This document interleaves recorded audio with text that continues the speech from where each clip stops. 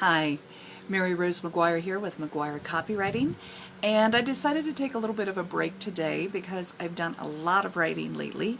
Last week was working hard on several projects, and I just released my bi-monthly newsletter. So, if you're not on my bi-monthly newsletter, you need to sign up. And I'm not going to even try to point in the right direction for you to sign up, but will tell you that there are forms on both my blog and my homepage of my website, and you can just give me your name and email address and you'll be on my list then. So I share lots of good information with my list, helping them with copywriting techniques, tips, and some marketing advice. I have been recently really focusing on the whole thing of knowing your customer. This is a big deal, and it's something that I see many B2B companies, that's primarily who I work with, but also smaller companies, micro companies, entrepreneurs, that they are so taken with whatever it is they're offering. And I understand it. I mean, it's your baby. You know, whenever you create anything, you get really excited and you want people to understand it, to know it, and to recognize it for the awesomeness that it brings to the world.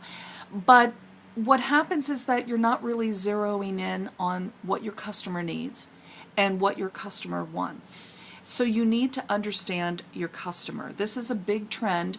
I think it's going to be continuing in the next few years. It has changed the landscape of sales. Many sales departments all across the world actually they're starting to understand that, wow, the internet really has changed things drastically for everything. So now your customer does not really need to pick up the phone and find out more about your product or service and talk with the sales rep. Instead, they're heading online, they're getting their information through content marketing, through webinars, blogs, case studies, white papers, the whole bit. But the thing is that I still see a gap in many companies where it comes to understanding what their customer wants. So your customer wants you to get to the point quickly of what it is you have to offer to them. And they're basically only concerned with, if you're talking B2B, they're basically concerned about getting more sales leads, getting lead conversions from their website, and increasing their sales velocity.